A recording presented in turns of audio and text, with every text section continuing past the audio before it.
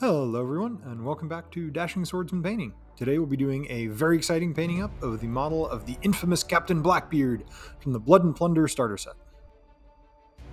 I primed the model with a coat of tan primer. The model has a very dynamic pose, lots of sculpted details. I'll plan on working from the deepest layers outward so that I'm not reaching in past any already painted parts.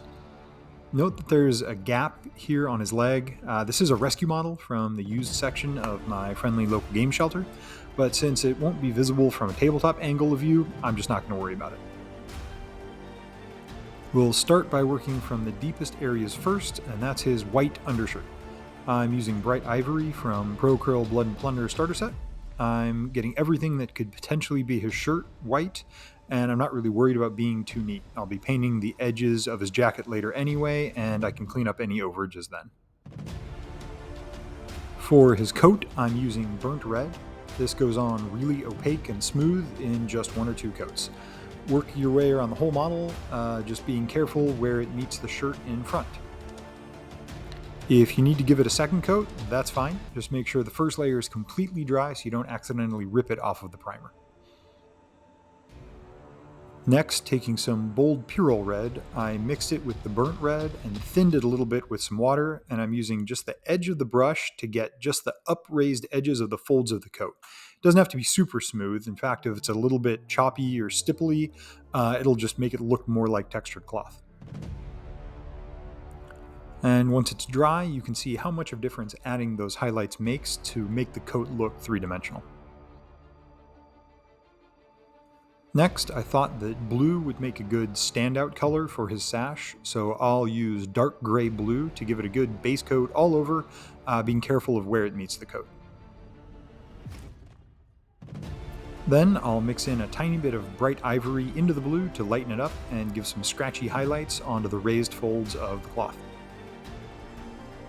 And after it dries, you can see what a difference that makes. Next, I'm going to use dark warm gray to do his cravat and his pants. Working thin, covering all the way around, just being careful of where the pants meet the coat. Then, adding in some bright ivory as a highlight, get the highest sections of his cravat and the folds of his pants. I did use more of the ivory in the mixture for his cravat to try and get a lighter gray and make it look a little bit of a different material than his pants.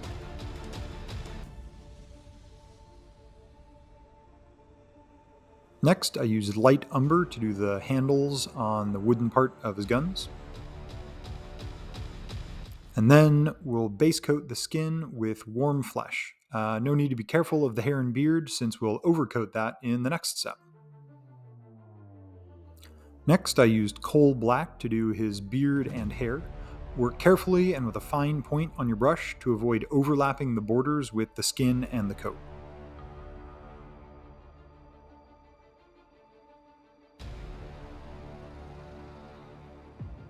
Also, I did the metal of his sword and pistols with the same black.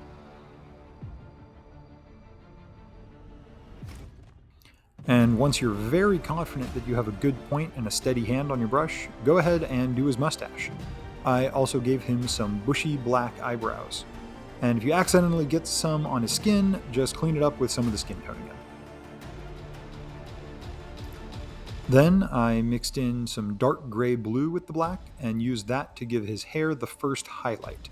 Use the edge of the brush as much as you can. Then, moving to dark warm gray, I gave his hair a further highlight, sticking to the center to edge of the raised areas and the middle of kind of the spherical sections on the top of his head. Then, using the dark warm gray again, I gave the metal of his sword and guns a highlight. Again, using the edge of the brush and hitting about half of the metal area. Then onto the most nerve-wracking part, the eyes. Taking some bright ivory, I got a very good point on my brush, steadied my hands, and painted just a tiny bit into the recesses in his eyes. I definitely had to clean up a little overpaint on his cheek with some of the base skin tone.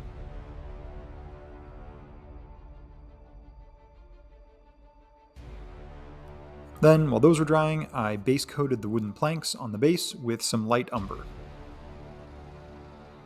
Then, once everything's dry, we'll give the whole model a wash. I'm using the brown wash from Pro Acryl, thinned down about 50-50 with water. I gave the whole model a good coat, trying to make sure it didn't pool in too large of an area in any sections, make sure I avoid any coffee staining, just to get a little bit of a tint and get the recesses nice and dark. Once that dries, let's get the gold details. Using some warm yellow, I carefully painted the buttons on his shirt, and a little overspill can be quickly reversed with a clean brush and some water.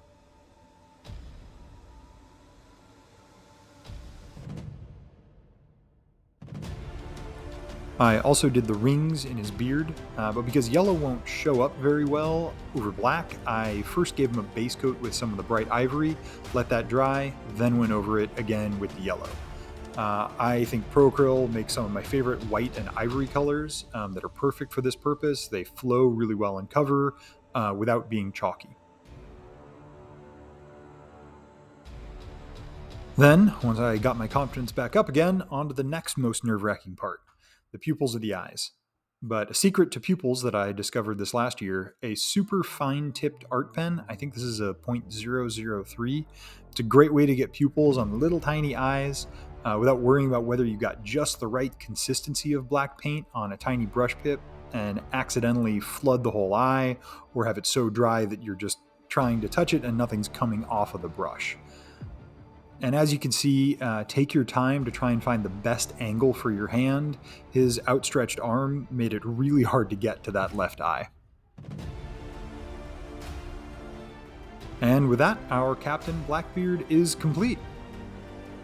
Make sure to check out the 2025 Great Pirate Paint Off on the Blood and Pigment website.